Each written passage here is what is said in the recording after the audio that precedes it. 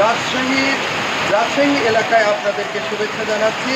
রাজশাহীতে এই মুহূর্তে গত 3 দিন যাবৎ যে বৃষ্টির রেকর্ড হয়েছে তার মধ্যে এই মুহূর্তে সবচেয়ে বেশি পরিমাণে বৃষ্টি আপনাদেরকে আমি দেখানোর চেষ্টা করছি। আমাদের অফিসের মাঠ, এই মাঠে ধীরে ধীরে বৃষ্টি হতে হতে এখন মাঠে পানি জমা শুরু হয়েছে। কিছুক্ষণের মধ্যে আমরা আশা করছি সিটি কর্পোরেশনের ড্রেনেজ ব্যবস্থা যদি ভালো না হয়, যদি ময়লা জমে থাকে, তাহলে আমরা দেখতে পাবো যে এই ড্রেনেজ ব্যবস্থা ড্রেন উপচে মাঠের মধ্যে পানি জমা হতে থাকবে।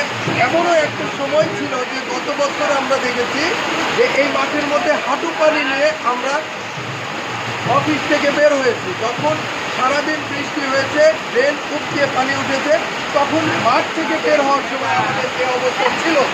আজকের বৃষ্টিপাত যে পরিমাণে হচ্ছে তাতে করে আমরা ধারণা করছি অথবা আশঙ্কা করছি বলতে পারেন যে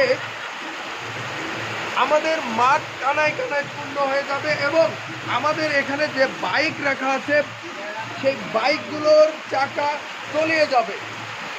ইতিমধ্যে আমাদের অফিসের সামনে যে অবস্থা তৈরি হয়েছে আমরা দেখতে পাচ্ছি যে মুষলধারে বৃষ্টি চলছে। আমাদের অফিসটা যদিও সিটি কর্পোরেশনের ড্রেনেজ ব্যবস্থা থেকে একটু উঁচুতে, তারপরও পানির যে প্রবাহ, বৃষ্টি পড়ার যে অবস্থা, সেই ক্ষেত্রে আমরা এটা ধারণা করে নিতেই পারি যে আজকে বৃষ্টিপাত গত 3 দিনের রেকর্ডকে ছাড়িয়ে যাবে।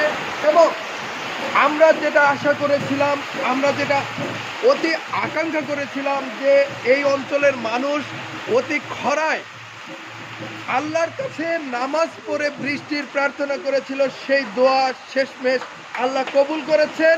এবং অতি বর্ষণে এখানকার মানুষের মুখে যেমন হাসি, তেমনি শহর অঞ্চলের মানুষের কিছুটা ভোগান্তি তৈরি হয়েছে। কিছুটা রাস্তায় উন্নয়ন কাজ চলার কারণে সাধারণ মানুষ চলাচলে বিঘ্ন হচ্ছে।